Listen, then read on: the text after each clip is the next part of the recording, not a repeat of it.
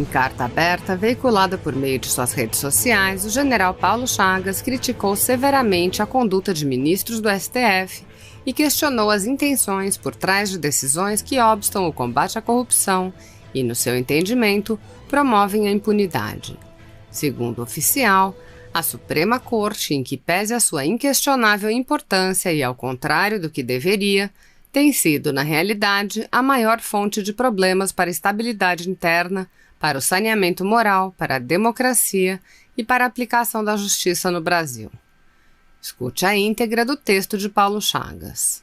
Senhores ministros do Supremo Tribunal Federal, como cidadão brasileiro e no uso do meu legítimo direito à manifestação, ouso sugerir a vossas excelências que mandem fazer uma pesquisa para saber se o povo, a quem deveriam servir, está satisfeito, tranquilo, em paz e se acredita e confia nos resultados do seu trabalho. Os senhores e as senhoras ministras já conhecem o resultado da pesquisa e certamente não terão necessidade de provar o óbvio. As últimas esperanças de salvar o Brasil das garras da corrupção, depositadas pela lógica na sua mais alta Corte de Justiça, estão sendo destruídas a cada decisão colegiada ou monocrática dos senhores supremos. Os ratos, senhores ministros, são, há milhares de anos, hospedeiros do convívio social dos humanos e, assim como as bactérias, sua reprodução descontrolada pode ser causa de mortíferas epidemias. A proliferação dos corruptos no Brasil não é diferente disso, pois contaminou quase todos os tecidos sociais e órgãos da administração pública, comprometendo a saúde financeira e moral do país e, com elas, o progresso, a liberdade, a democracia e o futuro de todos os brasileiros. A corrupção e os corruptos, assim como os ratos e as bactérias, devem ser atacados com todos os recursos legais disponíveis para a proteção da sociedade e para o saneamento da política, do governo e da gestão pública.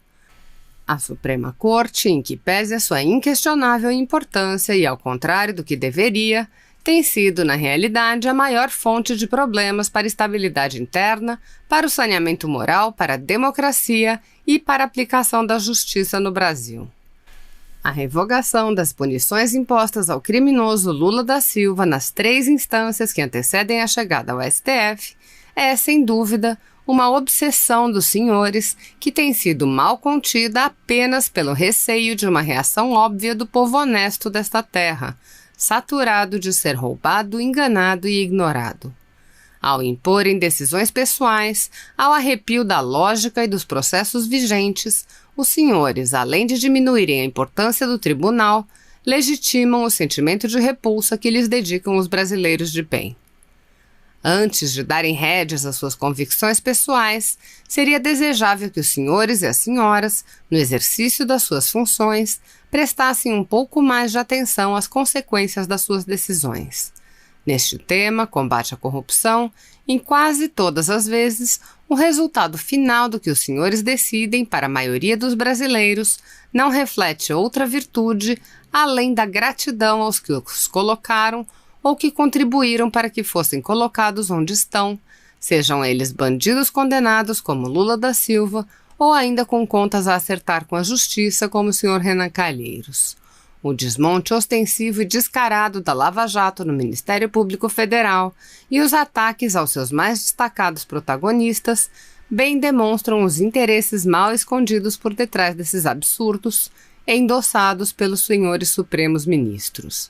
Com todas as vênias, e como diria o jornalista Boris Casoy, isto é uma vergonha. Paulo Chagas, cidadão brasileiro, militar reformado. Olá pessoal, deputada federal Bia Kicis. Eu vim falar aqui com vocês sobre um dos temas mais importantes sobre o qual eu dedico meu mandato, que é o combate ao ativismo judicial. E nós estamos agora vivendo um momento muito crítico com relação a isso, quando esse ativismo ele advém diretamente de ministros do Supremo Tribunal Federal. Somente Esses últimos dias nós tivemos 2 exemplos muito graves de ativismo. O que é o ativismo? O ativismo é quando o juiz ele se substitui ao legislador e, ao invés de simplesmente fazer o seu papel de aplicar a lei, ou no caso até do Supremo, a Constituição, ao caso concreto, aos processos sobre os quais o juiz se debruça, que chegam ao juiz mediante provocação de uma parte interessada, o juiz começa a falar e decidir sobre questões políticas que não estão nos autos. Então nós tivemos essa semana o ministro Gilmar Mendes, numa entrevista, numa declaração, dizer o seguinte, que é preciso dizer isso de maneira muito clara. O Exército está se associando a esse genocídio. Não é razoável, é preciso pôr fim a isso.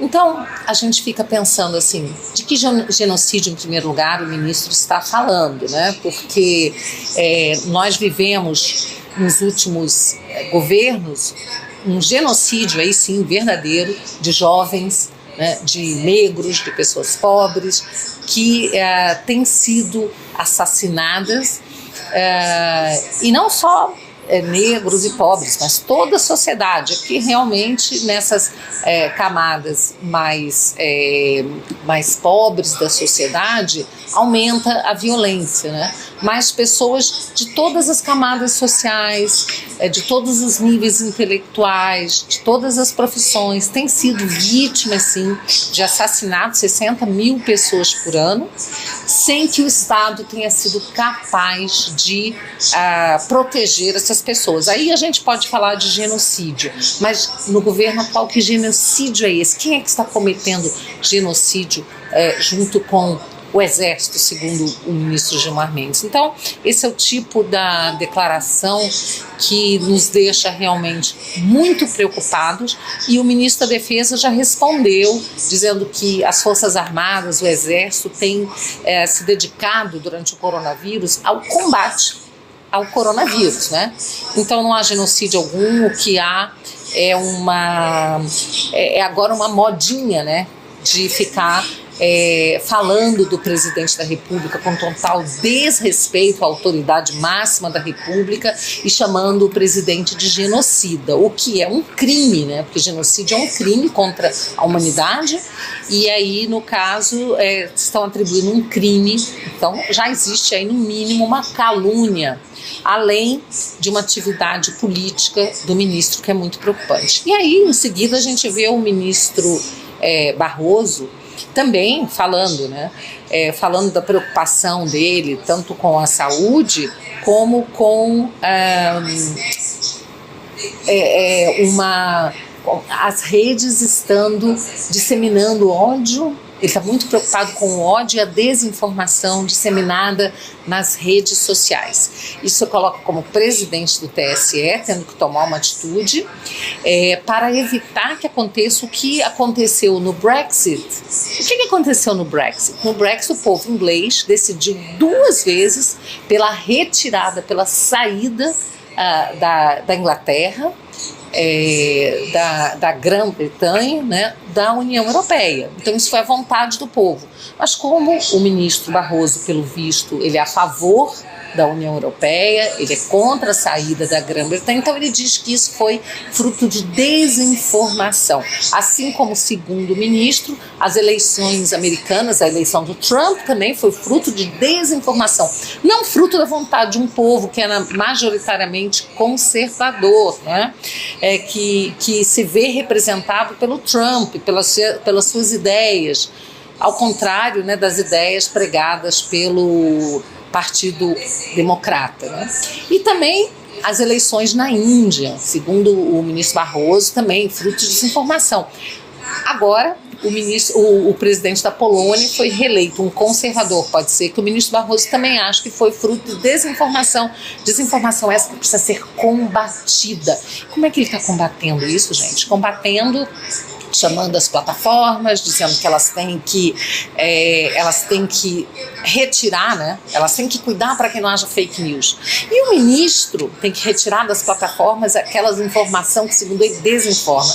Aí o ministro, né, ele diz o seguinte, que ele conta, olha que bonito, gente, vocês têm certeza que vocês vão ficar emocionados. Contamos com a imprensa profissional que sabe separar fato de opinião, a gente tem visto isso, que se move por preceitos éticos, a gente também tem visto isso, e que possa fazer o filtro dessas bobagens que circulam nas redes ao lado dos checadores de fato.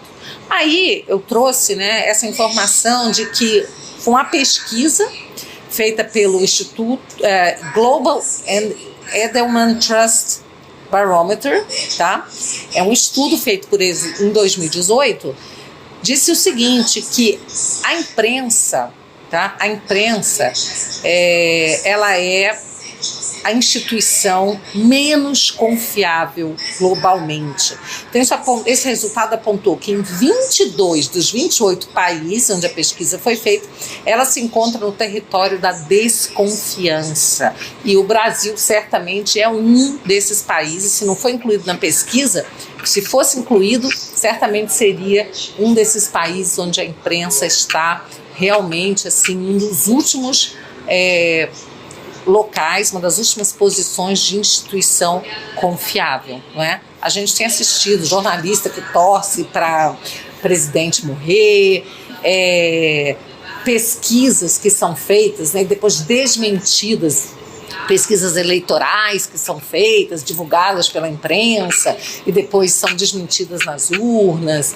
A gente tem visto aí que na questão até do coronavírus, a imprensa se valendo de dados científicos que mudam toda semana, né? Então a gente sabe que não tem uma cobertura parcial, lamentavelmente, por boa parte da imprensa, mas é com essa mídia aí que o ministro Barroso diz contar, essa imprensa profissional, para dizer, junto com os checadores de fatos, o que é verdade, o que é mentira, né, e impor aí um cala-boca, uma censura às redes sociais. Então, assim, eu estou deveras preocupada com isso, tá? Como parlamentar, trabalho todos os dias, né, para combater esse ativismo judicial. Tem uma série de projetos de lei contrários ao ativismo, que visam a responsabilizar esse ativismo, criminalizar toda vez que houver uma usurpação de poder. Isso tem acontecido muito porque, lamentavelmente, o parlamento tem se colocado de joelhos, subserviente ao Supremo Tribunal Federal. E a gente sabe que tem aí parlamentares que têm problemas perante a justiça, né, que temem realmente que haja uma investigação, uma denúncia, que o Supremo possa condená-los. Mas é isso aí, né? A gente precisa encarar esse fato, né? A gente sabe que você não precisa dever para a justiça para poder ser investigado. Hoje a gente vê isso, né? Existe, além do ativismo todo, né? Agora esse ativismo também foi para inquéritos, né? Ele agora também está sendo utilizado em inquéritos penais, né? Aí no Supremo Tribunal Federal, que está avançando sobre a base de apoio do presidente Bolsonaro. Então a situação é toda muito preocupante e nós temos que continuar sempre atentos, e vocês podem contar com o meu trabalho no combate ao ativismo, que é uma forma da gente preservar a democracia. Enquanto os juízes quiserem fazer leis, quiserem investigar, quiserem decidir quem vai ser diretor da polícia, ou seja, quiserem usurpar sobre competência do executivo e do legislativo, nós não teremos uma democracia efetiva.